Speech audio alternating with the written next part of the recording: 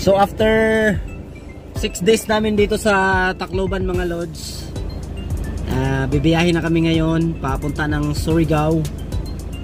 At wala pang idea talaga hanggang ngayon. Yung family ko, buong family ko na andito na ako sa Pilipinas. So surprise namin sila ngayon. At dahil walang plane na from dito sa Tacloban, dito sa Leyte na papuntang Surigao, so no choice kami, magbabas kami ngayon. So medyo mahaba-haba ang biyahe. Kung di ako nagkamali, mga 6 to 8 hours yung biyahe namin. Tapos ayun, tatawid pa kami ng isang dagat bago makarating ng Surigao.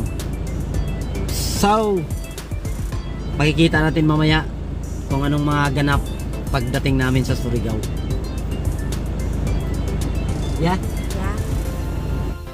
At ayun na nga mga lods, ihahatid na kami ni Ate Jingle and Rowie papunta doon sa bus station kung saan kami sasakay ng bus papuntang Surigao.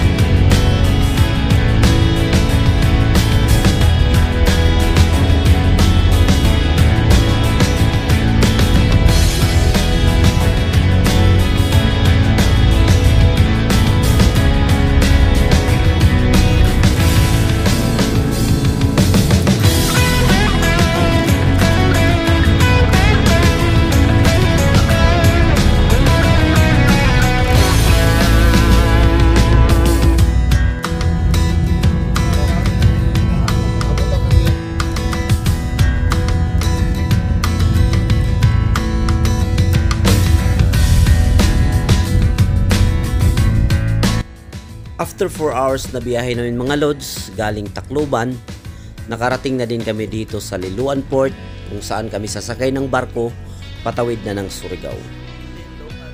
At dumating kami dito sa Liloan Port mga lods is around 3 PM, kaso nga lang ang barko is 6 PM pa ang alis papuntang Surigao. At dahil ang biyahe ng barko mula dito sa Liloan patawid ng Surigao ay aabutin ng 3 oras, kaya paniguradong gabi na talaga kami makakarating ng Surigao.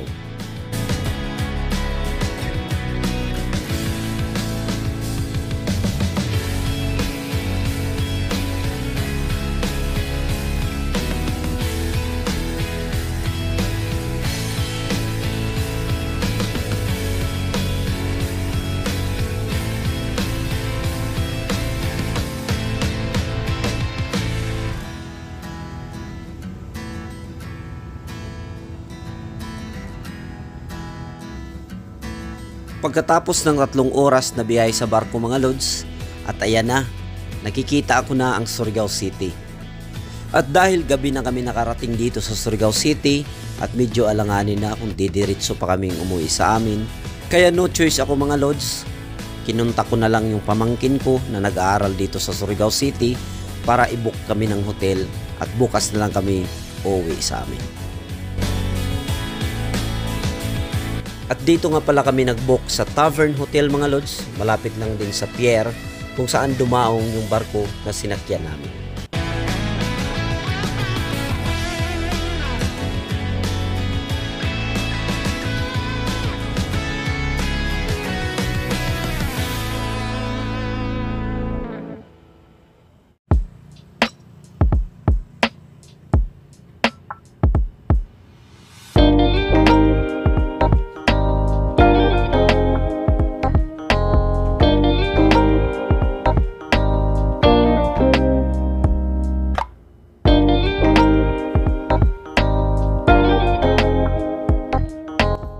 12 na ng tanghali mga lods, kaya check out time na namin dito sa hotel.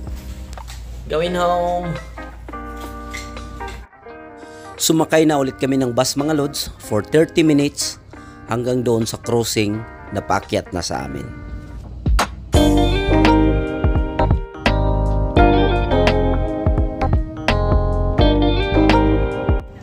At dahil surprise ang pag-uwi ko mga lods, wala talagang nakakaalam sa buong pamilya ko, kaya wala ding nakakasundo sa amin.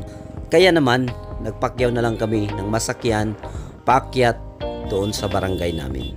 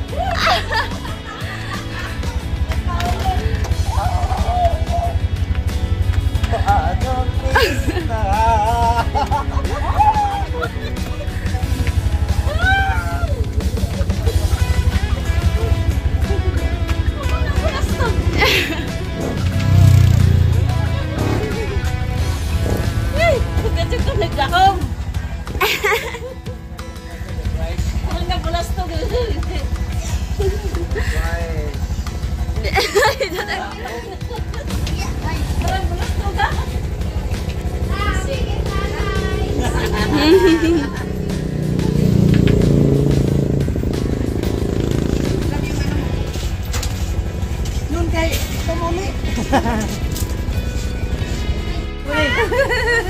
Uli. Singanin mo. Singanin mo. Singanin mo. Walang sama. Ako live yan ko kay hotel chatang. Na.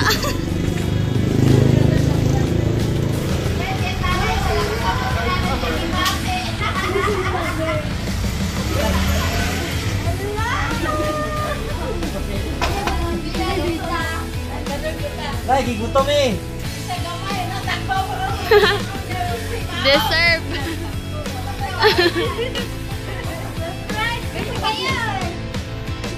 Natog ka? Natog ka?